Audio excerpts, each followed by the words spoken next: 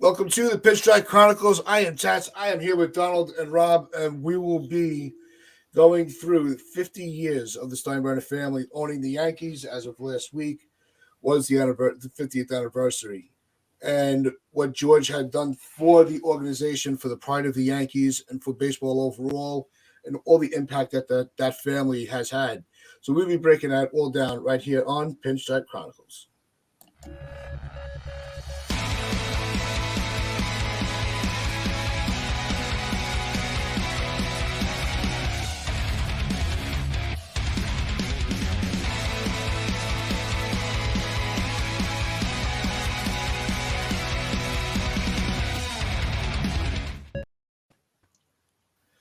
Welcome back, everybody. I am Tess. I'm here with Donald and Rob. And what's going on, Fortrain? Good morning to you. And when you think about the Steinbrenners, the first one that always comes to mind is George. And especially over the last few years with the drought, a lot of the big questions have been, what would George have done? What would George have done? And I think that really does hold weight when, after all these years that he's purchased this team, that he still is the gold standard when it comes to a team performing. So, Donald, when you think of George Steinbrenner as an owner of the Yankees, really, what is that first thing that does come to mind? Winning, and holding people accountable. And he was less worried about the bottom line and more worried about making the fans happy and doing what it took to put the best product on the field every single year. That can't be overstated. It really can't, because there's not enough owners that actually do that to this day. So if anything, he was such a gold standard that has set unrealistic expectations ever since he's passed, because how can you emulate what George Steinbrenner did as an owner for the Yankees? Because when he bought the Yankees, they weren't worth what they are now. They're a multi-billion-dollar industry, if anything, and he had a lot to do with boosting its value, making them a winner, and they were, as Fortrain Express says here, they're synonymous with winning. So yeah, I guess if there was one word that I would describe George as, it was a winner. He was a winner. He was a winner in everything he did. Rest in peace. We certainly miss him, but we thank him. We thank him every day for all he did as the Yankees owner. Rob, how about you? He said it best right there. As a winner. He wanted to win. He wouldn't stop at anything. He didn't care about the dollar amount that it took.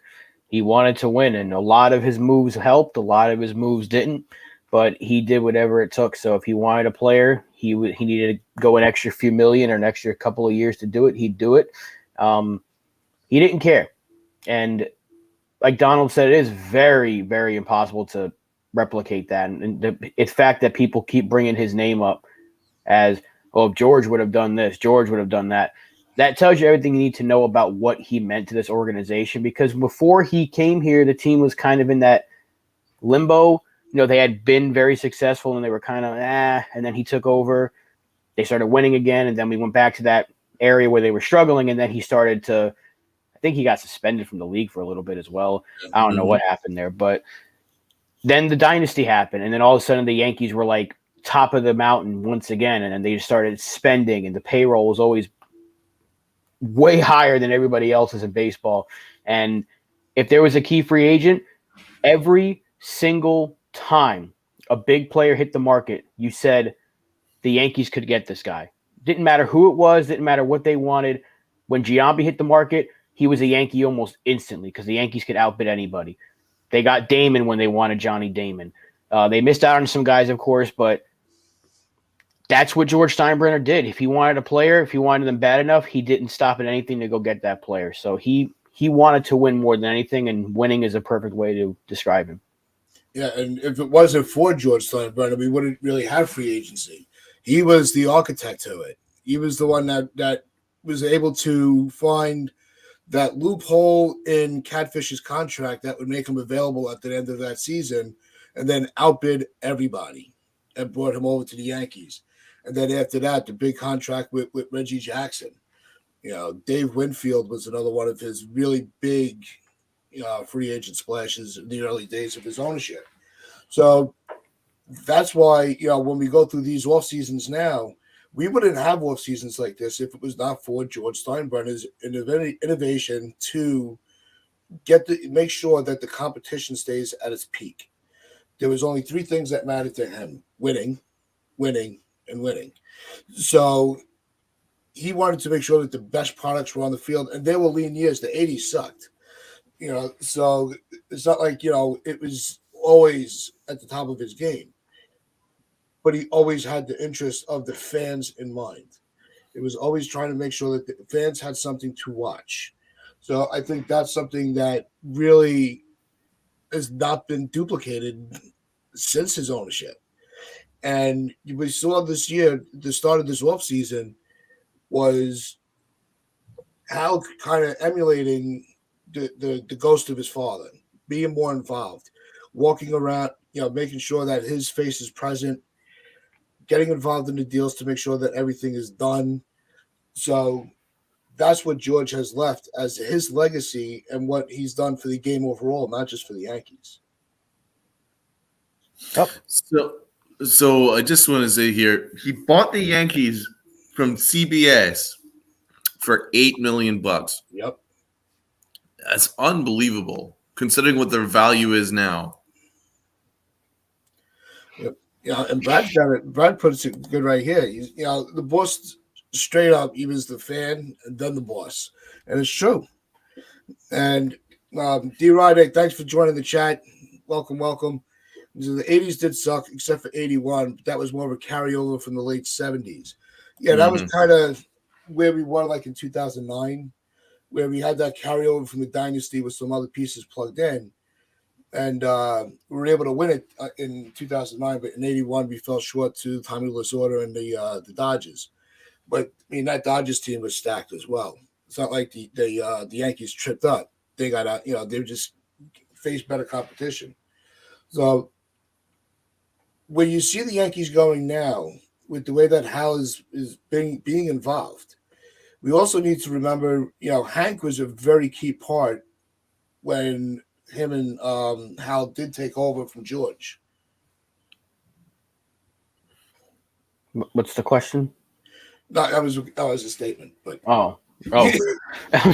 yeah, but Hal, a lot of people want to attack him because he's not his father. That's something we've already talked about before on the show.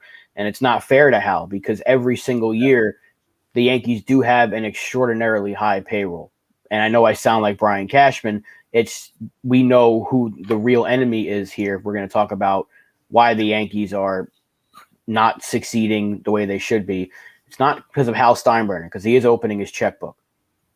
He wanted Garrett Cole. He stopped at nothing to get Garrett Cole. He wanted Aaron Judge back. He literally said, "What's it going to take?" Judge said, "Give me another year." He said, "Okay, boom, we're going to do it." So those two moves right there are very George Steinbrenner-like moves. The biggest free agent pitcher was on the market a few years ago. We got him. The best player in baseball hit the market. We got him back. Those are George Steinbrenner moves. But I don't think Hal's done anything necessarily wrong. He's just being a little bit more money conscious because, the luxury tax threshold is going up every year, and we are going to have to pay more money. But we're about to hit 293 with like one or two more moves or something like that. We're going to hit that threshold. So if anyone wants to attack Hal at this point for not spending or whatever it may be, I don't know how anyone can really do that. They're trying to do everything they can to win. Hal Steinbrenner and Hank, they did try. In 2009 was a very George Steinbrenner-like offseason. He just said, CeCe's out there, we want him. AJ Burnett's out there, we want him. Hey, Mark Teixeira's out there too. We necessarily need him, but we wanted him and we got him. So, I can't really ever say Hal Steinbrenner hasn't cared about it, but it's something we already said earlier. You can't be what George Steinbrenner was. It happens all the time in other businesses as well, where someone takes over for their father. You want them to be like their father. It's It's not going to happen. Look at WWE. Is Vince Jr. anything like Vince Sr. for any wrestling fans that might be in here? So it's always that interesting thing where you want the children to be like the father. Like when LeBron James' son hits the NBA, they're going to expect him to be like his dad. Unrealistic expectations when you're trying to live up to greatness. No, it's, the one thing that has carried over between George, Hank, and Hal is that, there's tradition and pride that comes with wearing this uniform. And I think that that's the one standard that they have held to that. And they have not wavered from that. We have our traditions. There is, it's not just to make you a ball player. It's not just to make you be able to say you're the highest paid. But when you put on that uniform, there are the highest of expectations when it comes to being a winner in baseball. Let's get to let's see, Brad here. Rodon was another Hal offseason move similar to what the boss would have done. I agree with that. I think also making sure that Judge stayed a Yankee was a very George move. Just like with Jeter, look, go have your fun, go talk to your people, but we know where you come, where your home is, and you don't, you're not moving. So I think that was also another one of another example of how mirroring what his father would have done. Make sure that deal got done at any cost, at any time of night. We all know the story from Italy, calling him up, going, "All right, let's just get this over with." So, but when it comes to some of the mishaps and the way that, the lack of success, I think it's also due to the landscape of the game has changed. I don't think the game is managed from the owner's perspective the same way it was when George first took over. He was able to challenge the owners, and the owners didn't want to put too much money into the team, so they weren't locking up their players like teams are doing now. We brought up the Braves last week, how they're locking up a lot of their youth. So the free agent pool is not what it used to be when George was at the helm. Yeah, but back then, even nowadays, Hal isn't, even though he will get involved, he's not overly involved like the way George was, because even though Cashman was the GM back then, it was George Steinbrenner that was running the show. Like, I don't think Brian Cashman really wanted Jose Contreras. I don't think he wanted some of these. I don't think he wanted Keigawa. Those were George Steinbrenner moves. You talk about mishaps. So now it's a little more. I don't agree on Keigawa. That was a Cashman move. And so, I wouldn't be surprised. Cashman is a dope. However, this is George's money, so maybe it's like, I found a fifth starter from Japan. It'll be cheap and it'll be effective, and then it was a complete disaster. That was very much a Brian Cashman move. Right, but there's always going to be mishaps, and there's going to be great moves and all that. But nowadays, teams are very conscious about spending correctly and trying not to spend too much. But you're also seeing a lot more teams spending now. Look at the Texas Rangers. Last two offseasons, they've been spending crazy, and no one saw that coming. These teams always have money. It's just that they don't want to spend it. But you're kind of seeing, and I know people aren't going to want to hear this, Steve Cohen, he's kind of channeling what George Steinbrenner would do and just shelling out money because he wants to do whatever it takes to win. And other teams are starting to spend because they don't want to lose a player to Steve Cohen. The Texas Rangers said, we're going to get Seager. We're going to get all these guys. We wanted DeGrom. We got DeGrom because I'm not saying they're necessarily afraid of just Steve himself, but Steve Cohen is now making other teams start to spend a little bit because if this guy hits the market, here comes Steve with that open checkbook. He might swipe him up. So teams are going to start spending more. And I guess you can say Steve Cohen is like the modern day Steinbrenner. He's got that mentality that he's just going to open that checkbook and sign who he wants. And I think that's good for the sport because it's going to make the rest of the league be like, shit, we got to get our guy back if we don't want to lose to Uncle Steve, whatever they call him. So I think it's good. I'm still a little mixed on on Cohen, to be honest. Like, I do worry about the future of free agency with the way he's going to spend. But let's go back to Hal Steinbrenner. He answered a lot of questions this offseason. There was some real questions about Hal Steinbrenner's interest in the Yankees. And he answered a lot of the questions this offseason. The way that he dealt with the Aaron Judge situation was phenomenal. Like, you couldn't ask any more from an owner, where he said, "I don't view you as a free agent. I view you as a Yankee." And it was that kind of attitude which I think put it over the line. 3:30 in the morning. It didn't matter what time it was. It was 3:30 in the morning. He's like, "Right, I don't like waiting. I'm a businessman. I'm impatient. Let's get this thing done. What's it going to take? It's going to take an extra year. Fine." And that's the kind of attitude that probably the Yankee fan base was expecting earlier, but we finally got it now.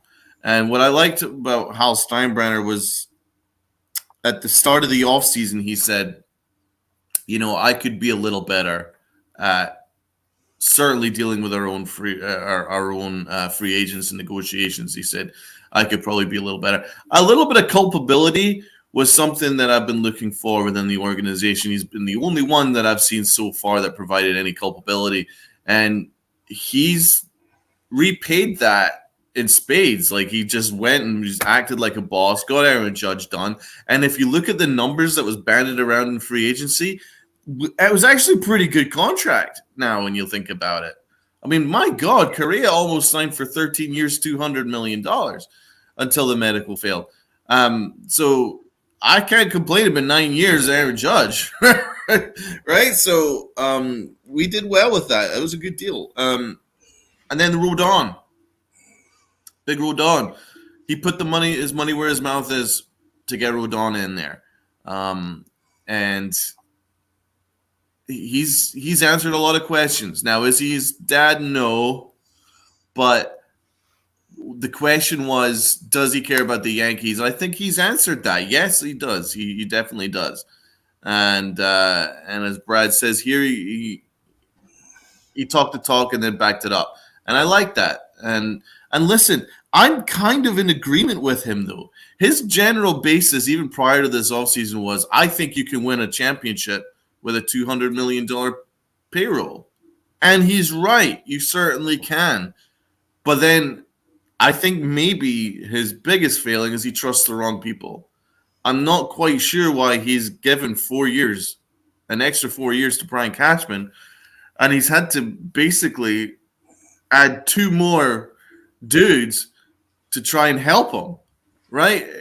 It shows a lack of total trust in Brian Cashman. If you feel the need to bring in who we brought in, Omar Minaya, and it kind of shows that he's like, yeah, I think you need a little bit of help, Brian. But if that was the case, why did you give him a 4-year deal? It's kind of the same as Aaron Boone. They fired everyone else but Aaron, and then gave Aaron a 4-year deal, and then brought in a new kind of team to try and help him out a little bit.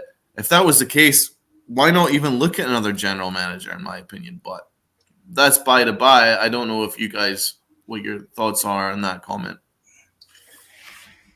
No, I think it was not so much. We all knew that Cashman was coming back. I don't think that was ever in doubt. Whether, even though some wanted to change, some were actually very happy with Cashman for some reason. They think he's flawless, but he's not. I think bringing in other guys around him to enhance what he's able to do. This way, you have your management team, but you still have somebody that's a familiar voice, a familiar face, that's familiar with all these people, that's able to be the front speaker for everybody. So they're going to work as a team, but Cashman's going to be the head that's going to be in the media and making the final calls to other GMs or owners on players, talking with the agents. So I think that's how it's going to play out. And I think No, that's exactly how it's going to play out. But what my point is, isn't it a little bit odd that you're giving someone a 4-year deal, but then have to then bring in advisors to help them? It kind of shows that they're not totally 100% happy with how it's gone, because otherwise they would have just given him a 4-year deal without Sabian and Mania brought in. That was more my point. Rob, what do you think? Well, we talked about it last week. I was kind of confused about I said I liked the signing of Sabian, and then literally maybe 2 hours after we finished our show, they announced Mania. I was like, oh, there's another one. I was like, well, why do we have 3 general managers now, essentially? So I think you have a point there. Maybe because one thing we will say about Brian Cashman is his ego, and that's something that Brad brought up in his latest comment, is his ego is through the roof. So maybe he needs to be checked a little bit. He's terrible when it comes to the minor league development. He can develop a minor league system, but when they get here, he's god awful at making sure these guys develop into regular major league players. I'm not saying superstars or whatever, but good major league players. He has a handful, literally a handful of these guys from our system over the last 6 years or so that have become stable, good major league players. That's not a good thing.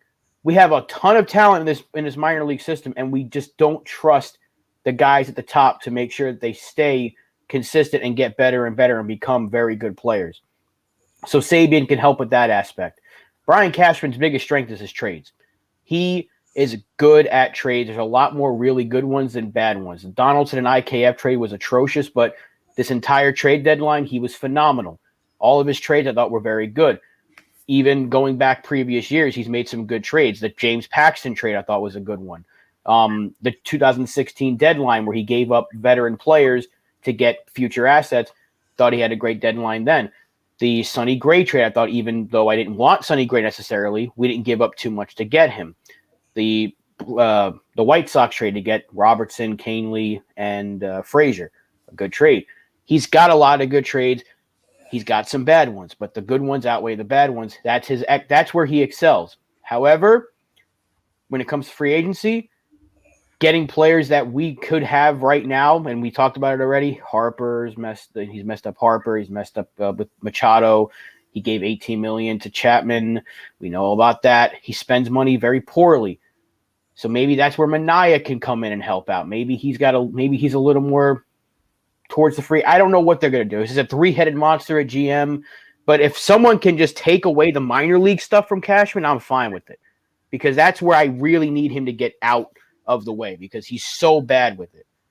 Because I don't want him being the reason why a guy like Volpe gets stuck in limbo in the minor leagues, or like we did with Peraza this past year. I can't have it happen again. Because if we're going to keep these dudes, 4 guys specifically, Volpe, Peraza, Dominguez, Austin Wells, I don't want Brian Cashman being the one that hinders their development. So Brian Sabian can take over that. Fantastic. I don't know what the heck Mania is going to do, because he basically has the same title as Sabian. So I don't know what we're doing, but the original question before I started rambling was, do you think it's weird? I do think it's weird that we have 2 guys now to join Cashman, even though he just got that 4-year extension. I don't know what the hell the idea is there. That was it. It's kind of similar to what I was talking about with Aaron Boone, but I'm not disappointed about it. I actually wanted Sabian to be hired as the general manager, so it's better having him in the organization than not. Fats 1927, the Montes trade was a bad trade. Good trade deadline, but not great. I hope that Montes is a better version than he has been. I actually think he will be, but I'm in the minority because, in general, is looked upon as a bad trade. I think we overpaid for him. I think my biggest criticism of Brian Cashman is he doesn't quite read his prospects well enough as to their value and his plans for their future, and he doesn't trade them when their value is at its highest. And instead, he just prefers just to kind of hold on to them without any kind of real direction. He did that with Clint Frazier. He did that with Andujar, and both of them were DFA'd, where actually they could have commanded a huge sum. You could have gotten a absolute stud for either of them, if not both of them.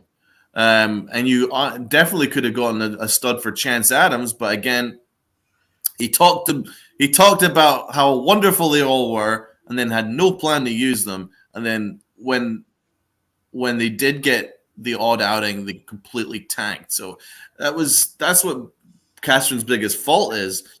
And he doesn't read the trade market very well because he passed on Garrett Cole where all you needed was to add in one more guy, and he's like, oh, we can't do that, it's an overpay.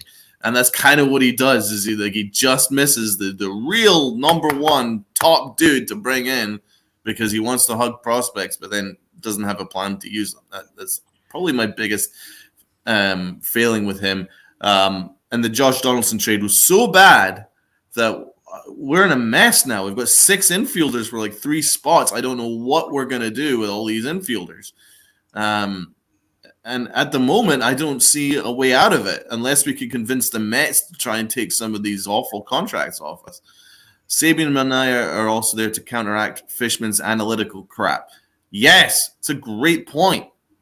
No fan of Fishman here. I don't think any of us on this panel are fans of Fishman. Yeah. So I am glad that we made the moves that we have. I think this has been a very good offseason, but it was just a little bit odd that we've given a dude a 4-year deal.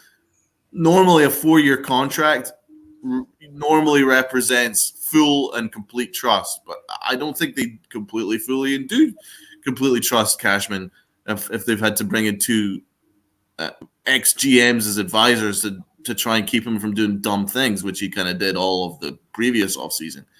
But we're getting a little sidetracked. We should go back on to talking about the Steinbrenners. And then Cashman, because listen, we've got months to talk about Brian Cashman, guys. Yeah. He's basically a Steinbrenner, if we're being honest. Yeah, that's a good point. But let's go back to what George meant to the organization. So apart from his suspension, where he tried to hire a gambler to dig up dirt on Dave Winfield, which got him a suspension. But then when he came back, this Yankee team was loaded and ready for bear. Now, I guess that was a good thing that he was suspended while he was, because then it allowed our GM to do his work, to really build this thing. Keep a hold of Derek Jeter. Keep a hold of Andy Pettitte. Keep a hold of Mo. Keep a hold of Bernie. But once George came back, he was slightly humbled, and then he just came and was as good an owner as you could possibly ask.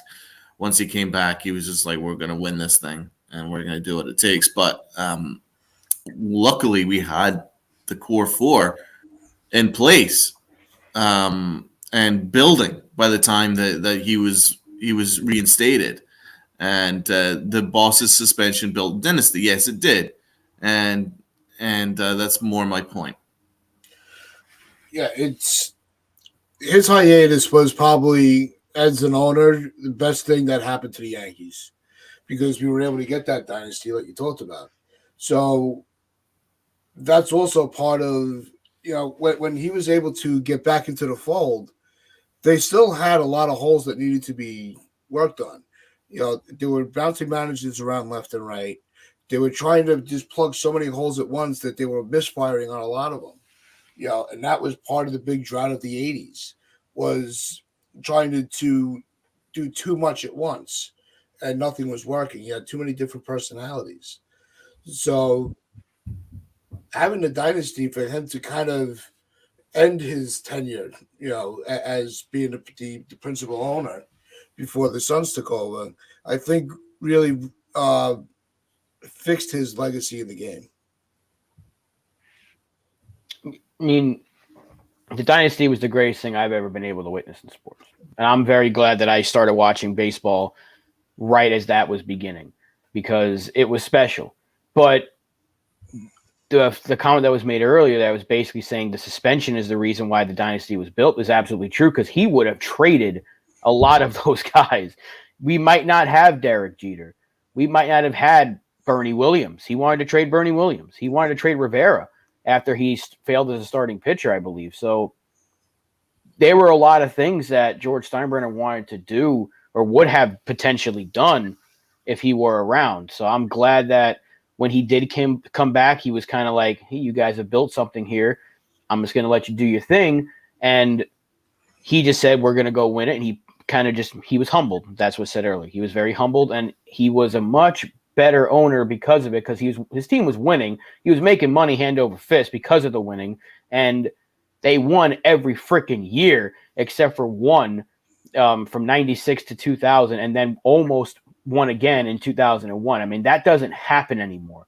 You don't see a team make it every single year but one and then win it every single year but two of those years. I mean, it was an insane run that we were on, and it's something that has not happened in this era of baseball. You see really good teams, like the Astros are really, really good, but they didn't make it to World Series every single year. Yeah.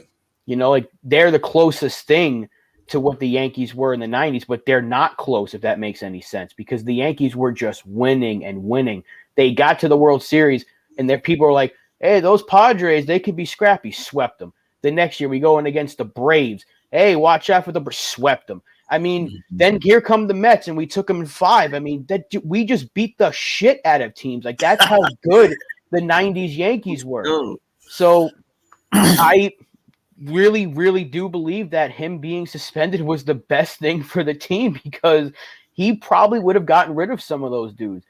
I every time I think about those years, being able to grow up watching those teams and be like, the Yankees are the standard. Like, that's what teams want to be. And now you're seeing more teams trying to do what that team did, because they built it from the ground up and then spent on top of it. Like, you had to replace Don Mattingly, so you got Tino Martinez. That's about as good as you can get in terms of replacing a player, right? Like, you had to replace David Wells. You traded David Wells to get Roger freaking Clemens. That's a Steinbrenner move right there. You know, like, that's a good upgrade. He already had a good rotation. I mean, he gets El Duque, and everyone's excited for him, and he turns to be a stud. So it's just, you had a good core, you had a good foundation in place, and the moves needed to be made to make that roster even better. He said, all right, go do it. If you need some money to do it, I'll give you the money. Or if you want to go trade this player to get this guy, go do it. But he wasn't like putting his hands into everything and being like, you got to do what I say. He was a lot different during that time, because what the guys built in his absence was working. So the 90s, that's where George really was like at his peak, in my opinion. I will forever love Stick Michael. I think the guy was, and to this day, is still the best general manager the Yankees have had in the last 30, 40 years, whatever. He was absolutely the best general manager.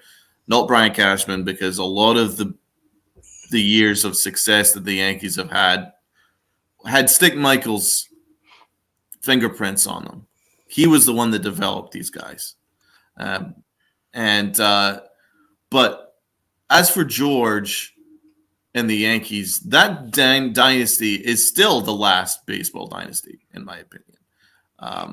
I know you could mention the Dodgers and the Astros recently, and the Giants have won and been consistent, but not at the juggernaut level that the Yankees did.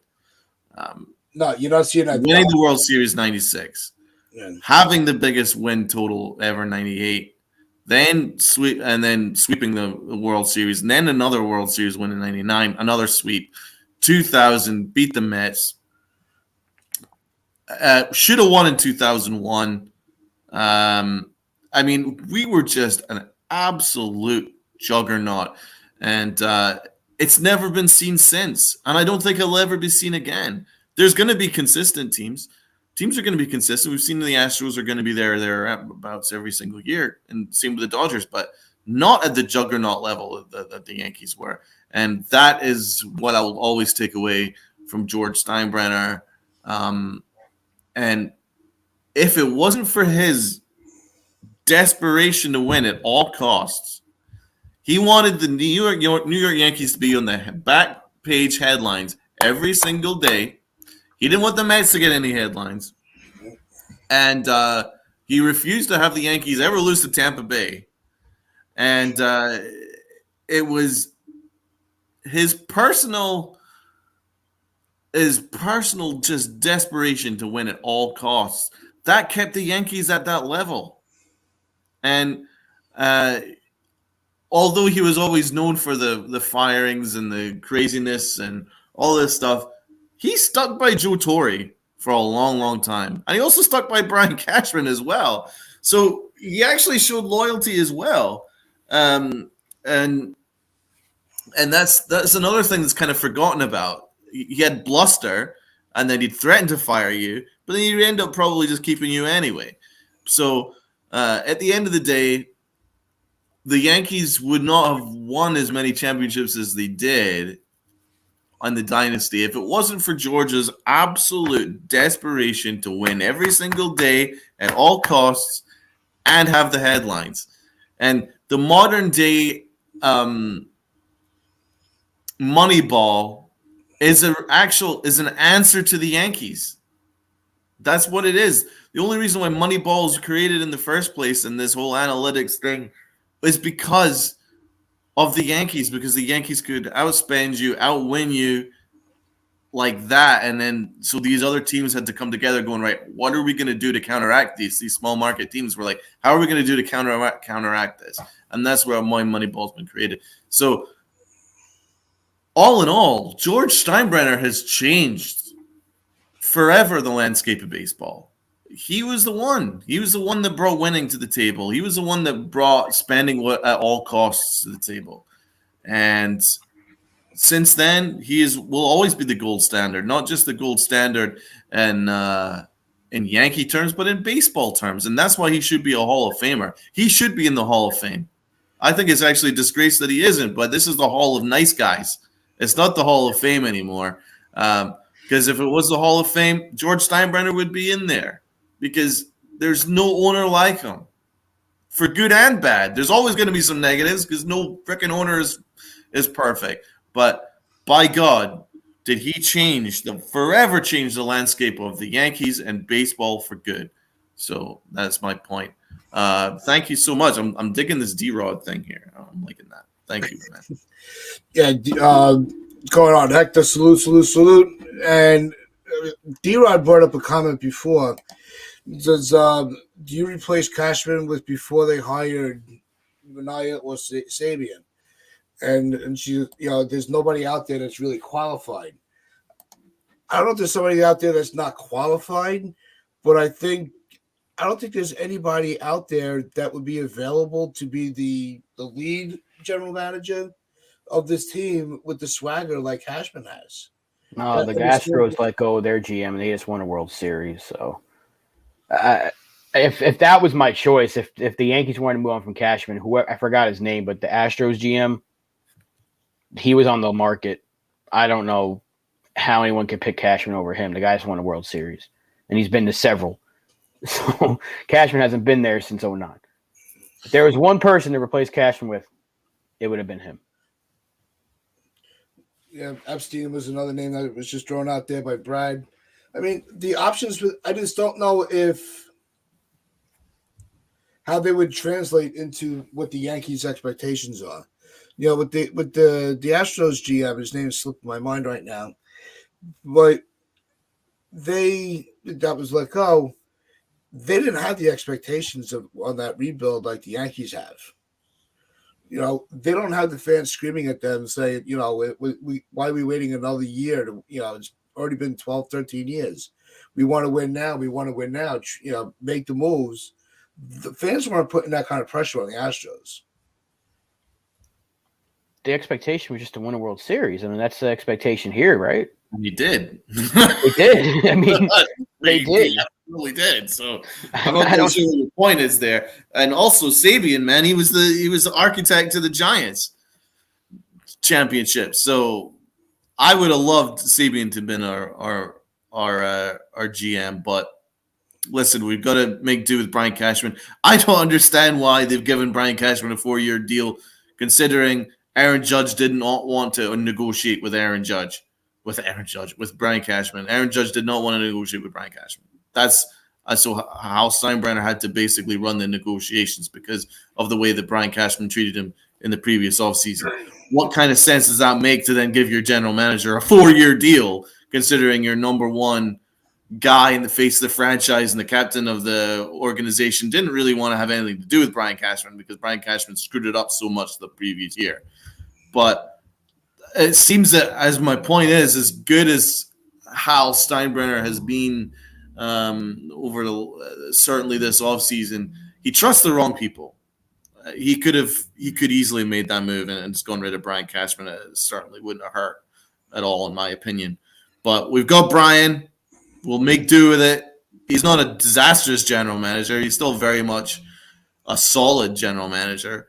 But it was probably worth making a big move. Yeah, it's with Cashman, even though we were trying to focus on the Steinbrenners, but Cashman's kind of like that Tom Hagen from the Corleone family. He's just been taken under their wing in this. But even at some point, they knew to cut him out of it because it wasn't working anymore. That he wasn't the right guy for the job. So that's why before he was re-signed, we were saying maybe it's time to just make that change. Even if the voice is not the right one right away, at least we'll have a new voice. Yeah, I think the loyalty is running too much right now. Yeah. Because look, we've said it already. Cashman isn't the worst, right? He's not the best. He's not the worst. He's a good GM, right? But when your expectation is to win a World Series every single year, with the exception of 2017, even though we almost got there, no one expected the Yankees to go to the World Series that year. What are you talking about? We won in 2017. According to Brian Cashman. According to Brian Cashman, we did, because the Astros banging on a trash can caused us to not score any runs. However, when you don't have one from 2009 till now, that's a long drought, especially for the Yankees.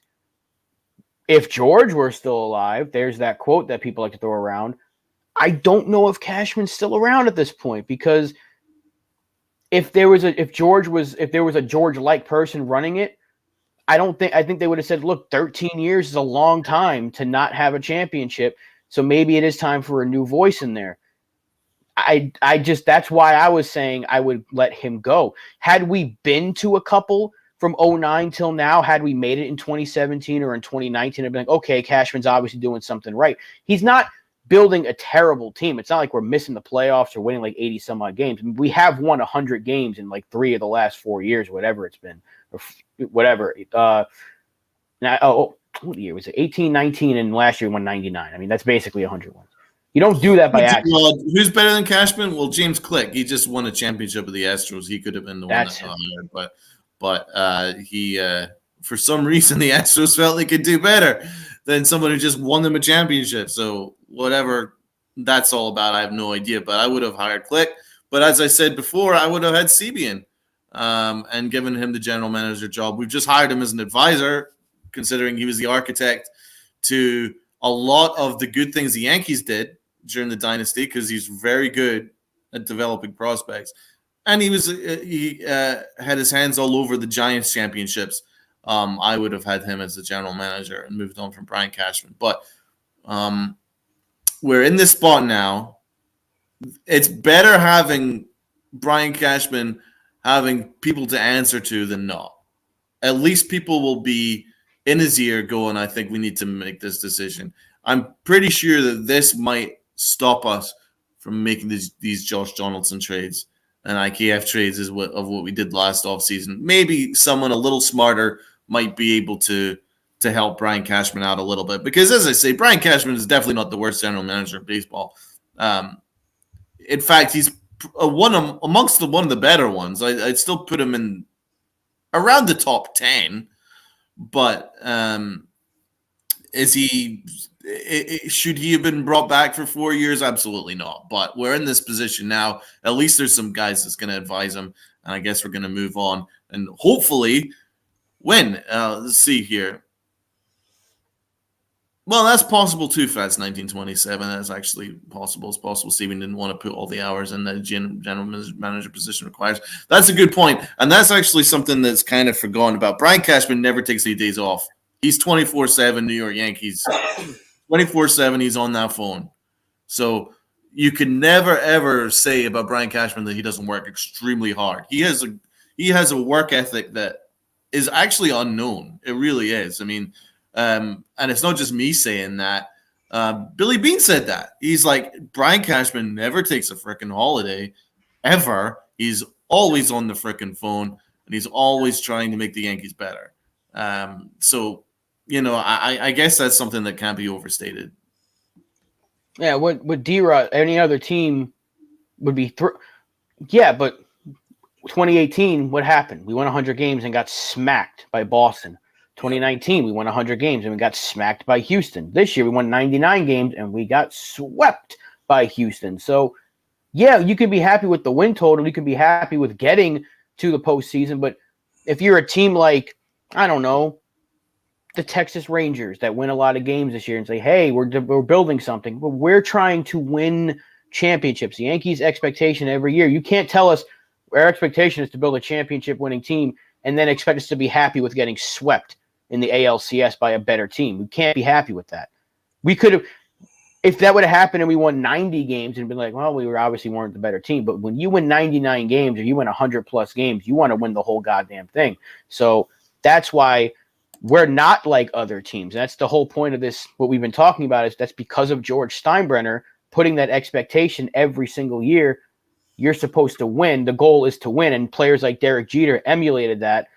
Our goal is to win no matter what. It's championship or bust. When you don't win for 13 years and you get bounced out in the playoffs the way we have during this window, we're not happy. Talking about the Steinbrenners, because we focus a lot on George, but Hal has actually delivered a championship as well. 2009, he opened the checkbook and we spent an insane amount of money in 2009. What's going on, Tony? So he's awake. So yeah, that's a good point as well, man. Hal Steinbrenner has actually won us a championship, 2009. Yep, that was his first year at the helm. So yeah, Tejera, Burnett, CC man, making a trade for Nick Fisher. Yep. It's not that the team has not been successful under Hal or with Cashman as the GM. We have not had a losing season since, what was it, 92, 93? Any team would give their firstborn for that. But with the reason with George as the owner and what he delivered is he delivered that higher standard. Unless you win the title, it was all for nothing. And that's why we have these conversations where we still need to do more. We cannot be embarrassed the way that we have been the last 3-4 years, like Ron pointed out. It's got to come to an end at some point. Are we being led in that direction right now? The way this offseason has looked, we're bringing in Rodon, making sure that Aaron Judge stayed in the Bronx. It seems like things are going back into the right direction. Seeing the infusion of these younger kids being called up, we're seeing that kind of revitalization that there are still better seasons ahead. Yeah, and that kind of goes into the point that D-Rod's saying. To his credit, Cashman gets you there every year. Other team can say that. Again, he doesn't get us to the World Series, though.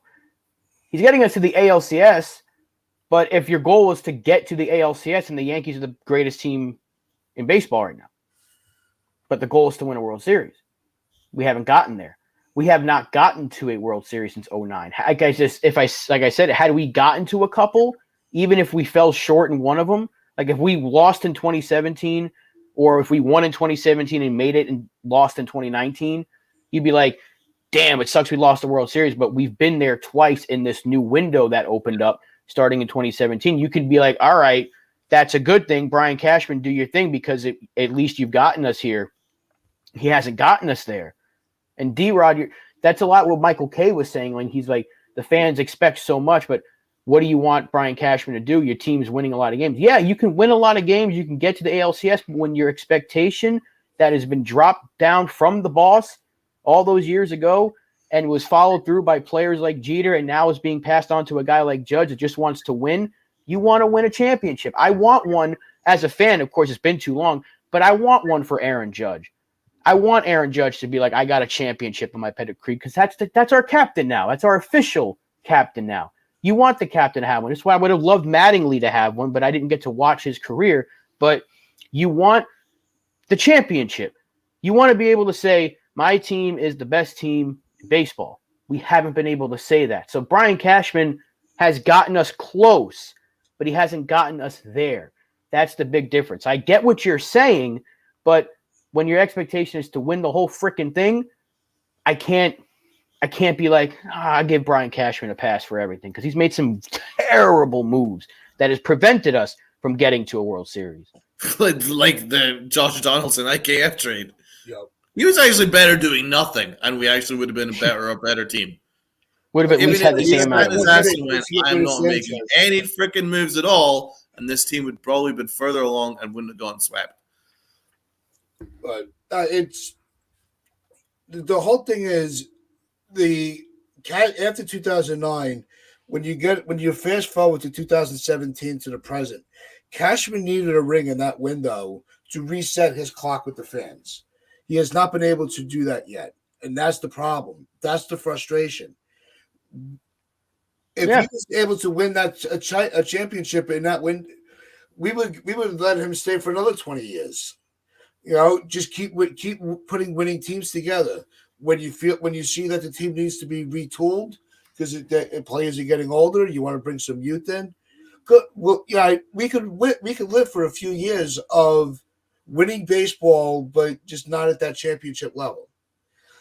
I think we will be able to handle that as long as the championships are coming in between those droughts.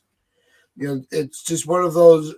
Enough of them. You know, we're getting tired of being the bridesmaid and not the bride. You know, that's really what. That's what Brad's saying. Look, Boston Red Sox have won and rebuilt like 3 times since we've last won a World Series. So I can't be like, I'm okay with winning 100 games even if we don't get to the World Series. Like, no. I want to at least be in the World Series before I say Brian Cashman's doing a good job. You got to be able to get there. And had we, again, I brought it up before in the past, like a few months ago, when you had the season we had in 2017 and then follow it up by trading for the reigning MVP of the National League, you're telling the fans, we're trying to win the whole damn thing here. You don't acquire Giancarlo Stanton and say, you better be happy with just getting to 100 wins. No. And that's why we're so angry, because he could have also gotten Garrett Cole like 2 weeks later, but held on to prospects and didn't do it. That's something that Donald brought up earlier. Those 3 names, Adams, Andujar, Frazier, could have gotten us Chance Adams. So he could have turned Andrew Miller essentially into Garrett Cole. And we would have had Garrett Cole in the rotation in 2018, Giancarlo Stanton in the lineup as well. And who cares about Andujar's season, because we could have signed Manny Machado the next offseason. And guess what? There's a dynasty possibly brewing because we have Cole 2 years before he hits free agency. Stanton's there. Judge is just hitting. He's in his second year at that point. And we would have had Machado the next year probably, because we don't have a third baseman to say he had one good year. He's better than Machado now. So those are the kind of things we were talking about. Cashman's made some bad decisions, but he's also made some good ones. So you can wrestle with it. But again, the end goal is win championships. If we're talking about winning divisions, okay, he's done a few of those, but you want to win the whole thing. So, D-Rod, I agree with you all, but we did not win for a lack of trying. Other teams don't try, or at least pretend to. Look at Oakland. Yeah, no, we're not saying that they're not trying. You know, it's just Cashman has not put the right pieces together to get us over to that next level. And that's why we were praising in the beginning of the offseason. We were giving Hal a lot of the praise with the Judge negotiations, because Hal was kind of taking the team by the horns for a change and not just sitting back hanging out with the stockholders, letting Cashman do whatever he wanted to do. And so that's why we've been more confident this offseason than we were last year. But it's we need to bring in a left fielder, though. We can't just sit with left field and go, "Oh, Aaron Hicks is going to be our left fielder." It's like that can't happen. Yeah, and I think that they're telling the truth when they're saying this time around that they're not done yet with the team. They're not done constructing this team yet. I think this year, before all the past couple of years, I actually am believing them right now. I don't think they're done, but it's not enough just to get to the postseason. It's not a crapshoot like everybody else thinks it is. Part of it is luck. You have to be hit. You have to be in your stride at the right time, but you have to have that bulldog mentality to get there. The Yankees have not been able to have that mentality the way that this team had been run the last 3 years. It's all true. It's all completely true. But that's going to wrap things up for our show today. We want to thank everybody in the comments. Brad, D-Rod, hope to see you back again. Great discussion. Chris, Tony shot by. You saw Hector from the Morning Brew. His show is going to be starting soon. Check out his channel. Fortrain Express. Check out his channel as well. He puts out great content. This has been the Pinstripe Chronicles, where you pinstripe your pride and play hard.